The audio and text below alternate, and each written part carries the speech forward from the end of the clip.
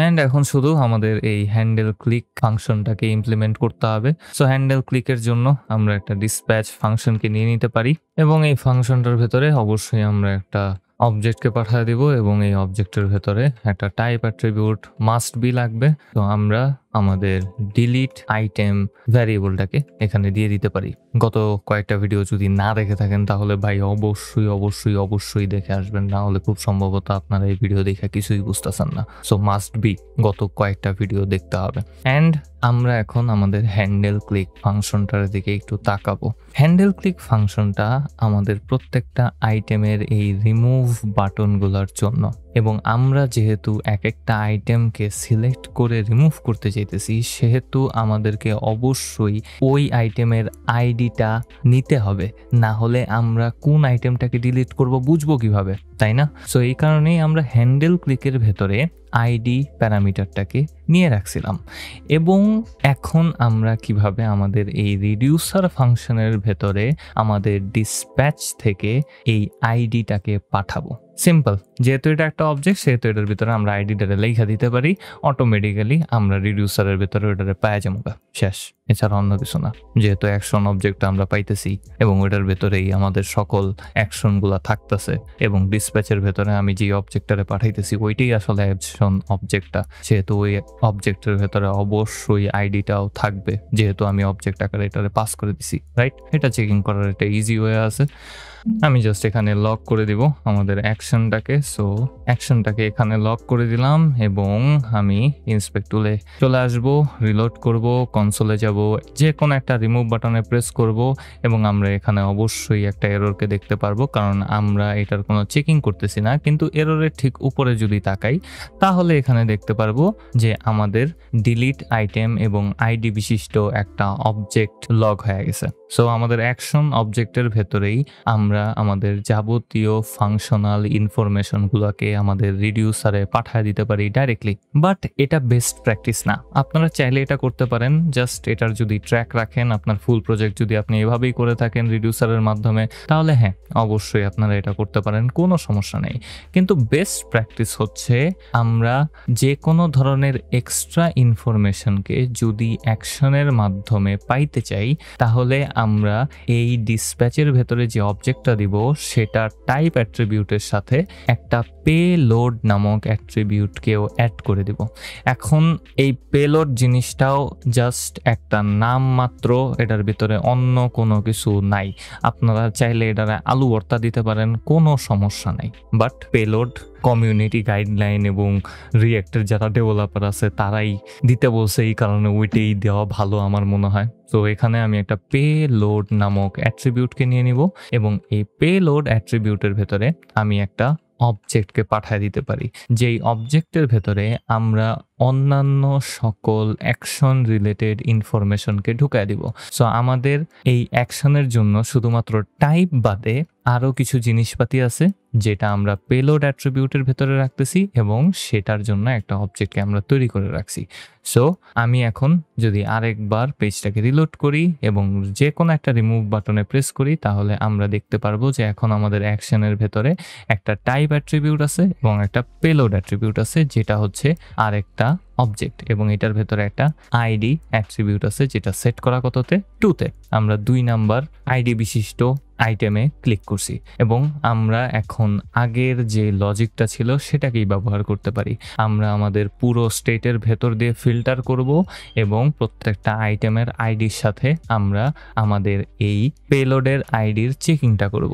যদি সেম হয় তাহলে ওইটা বাদে বাকি সকলগুলাকে নিয়ে একটা নতুন অ্যারেকে তৈরি করে ফেলবো ফিল্টার মেথডটার মাধ্যমে এবং আমাদের স্টেটটাকে সেট করে দেব আমাদের নতুন অ্যারেতে, যেটা আমরা একটু আগেই কমেন্ট আউট করছি। একটু আগে বলতে আমি কয়েক ভিডিও আগে কমেন্ট আউট করছি সেটা বলতেছি। জাস্ট আমরা নতুন একটা অ্যারেকে তৈরি করতেছি এবং আমাদের স্টেটটাকে এখানে সেট করে দিতেছি। সো এই সকল কিছুকে আমি আবার কমেন্ট আউট করে দিলাম। আমরা যেহেতু এগুলাকে পাবো, আমাদের সবার প্রথমে অ্যাকশনটা এখানে চেক করতে হবে। সো আর একটা ইফ স্টেটমেন্ট, এখানে আমরা চেক করব action dot type delete item কিনা। যদি তা হয় তাহলে আমরা নিউ একটা অ্যারেকে তৈরি করব। সো নিউ আইটেমস নামক একটা ভ্যারিয়েবলকে নিয়ে নিলাম এবং আমরা আমাদের স্টেটের ভেতর দিয়ে লুপ থ্রু করব।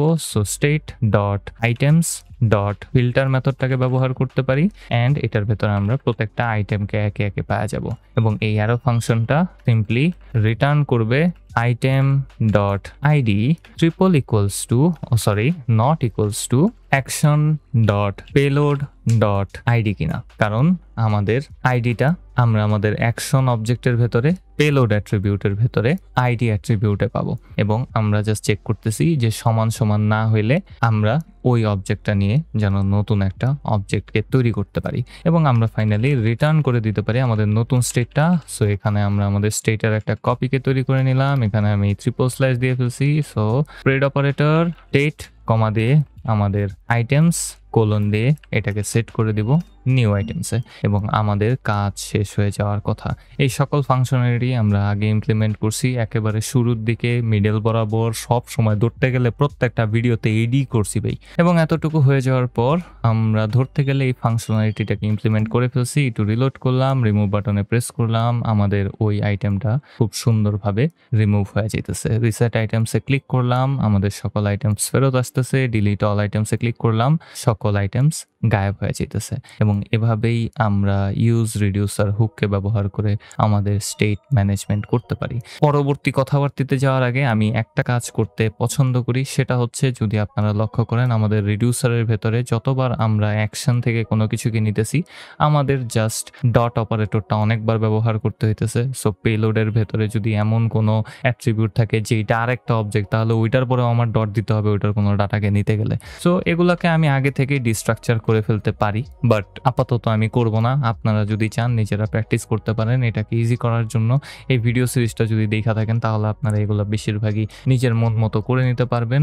এবং ফাইনালি যে জিনিসটা বাকি আছে সেটা হচ্ছে আপনাদের মাথায় কোয়েশ্চেন আসতে পারে যে ভাই ইউজ রিডিউসার তো আমাদের কাজকে ইজি করার জন্যই তৈরি হয়েছিল, তাই না?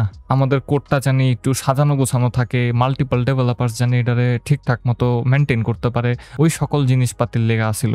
কিন্তু এটা কি ভাই, উপরে আমি ভ্যারিয়েবল নিছি, রিডিউসার ফাংশন নিছি, ইনিশিয়াল স্টেটরে নিছি, আবার ফাংশনের ভিতরে ডিসপ্লেস ফাংশনে কল করছি। এই সব জিনিস মেনটেন করা কেমনে সম্ভব? এতগুলা জিনিস যদি একটা কম্পোনেন্টই থাকে, এটা মেনটেন করা ইজি কিভাবে জানেন ভাই? জাস্ট আলাদা একটা ফাইল তৈরি করার মাধ্যমে না। সো রিডিউসার এক্সাম্পল ফোল্ডারটার ভেতরে আমি নতুন একটা ফাইলকে তৈরি করে নিতে পারি, যেটার ভেতরে আমি আমার রিডিউসার ফাংশন এবং অ্যাকশনগুলোর নামগুলাকে স্টোর করে রাখতে পারি এবং আমরা জাস্ট ইম্পোর্ট করে ব্যবহার করতে পারি। এটাই একটা ভালো দিক, এছাড়া অন্য কিছু না। সো রিডিউসার ডট জেএস নামে একটা ফাইলকে তৈরি করে নিলাম এবং আমি আমাদের কম্পোনেন্ট থেকে রিডিউসার পর্যন্ত যা কিছু আছে সব কিছুকে জাস্ট কপি করে নিব এবং আমি কই আছি আমি জানি না। সো ডিলিট অল থেকে নিয়ে সবগুলা জিনিসকে আমি কপি করে নিতে পারি। ইনিশিয়াল স্টেটটা আমাদের কম্পোনেন্টেই থাকতে হবে এবং এটাকে আমি এখান থেকে কপি না করে কাটি করে নিতে পারি এবং রিডিউসার ডট জেএস এসে এটাকে পেস্ট করে দিলাম। আমাদের যতগুলা ভ্যারিয়েবল আছে অথবা নাম আছে সবগুলার আগে আমি এক্সপোর্ট কিওয়ার্ডটাকে দিয়ে দিব, সবগুলার আগে এক্সপোর্ট কিওয়ার্ড দিতে হবে। সো সিলেক্ট করে নেই অ্যান্ড এক্সপোর্ট কিওয়ার্ডটা সবগুলার আগে আমি দিয়ে দিলাম এবং এক্সপোর্ট কিওয়ার্ডটা দিয়ে দেওয়ার পর আমরা একে একে এই সবগুলাকে এখন ইম্পোর্ট করে নিতে পারি। সো ইম্পোর্ট করে নিব রিডিউসারকে, সাথে সাথে ইম্পোর্ট করতে হবে ডিলিট আইটেম, ডিলিট অল এবং রিসেট ভ্যারিয়েবলটাকে। এবং আমরা যদি একটু ওয়েট করি, পেজটাকে রিলোড করি এবং ক্লিক করি, তাহলে দেখব সব কিছুই ঠিকঠাকভাবে কাজ করতেছে। এবং আমি যদি ডিলিট অল আইটেমসে ক্লিক করি তাহলে সবগুলো গায়েব হয়ে যাবে। রিসেট আইটেমসে ক্লিক করলে আমার পেজটাই গায়েব হয়ে যাবে।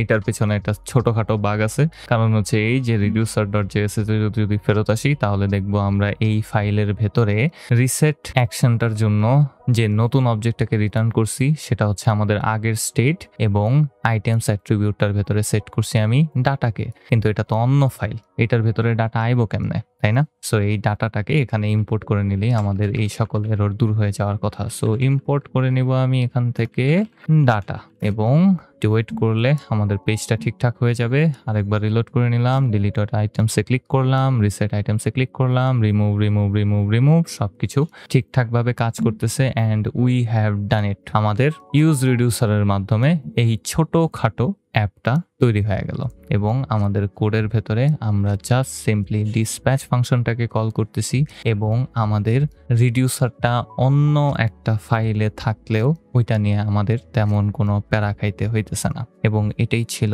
ইউজ রিডিউসারের ছোটখাটো একটা এক্সাম্পল আমার তরফ থেকে। পরের ভিডিও থেকে আমরা এটার উপর একটা ভালো প্রজেক্ট করতে যেতেছি এবং প্রজেক্টটা আমি এখনো কমপ্লিট করি নাই, বাট করে ফেলবো ইনশাল্লাহ। এন্ড যদি ভিডিওটা ভালো লাগে তাহলে একটা লাইক করেন, একটা কমেন্ট করেন। যদি না বুঝে থাকেন কোনো কিছু তাহলে অবশ্যই কমেন্ট করেন। আমার একটা ডিসকর্ড সার্ভার আছে, যদি না বুঝে থাকেন কিছু তাইলে অবশ্যই ওই জায়গায় জয়েন করে আমার জিজ্ঞাইতে পারেন যে ভাই এটা বুঝি নেই। সাবস্ক্রাইব করেন, কারণ সাবস্ক্রাইব করলে আমার ভালো লাগে, আমার মনে শান্তি লাগে। এবং পরের ভিডিও থেকে আমরা এই ইউজ রিডিউসার হুক ব্যবহার করে একটা প্রজেক্টকে তৈরি করতে যেতেছি।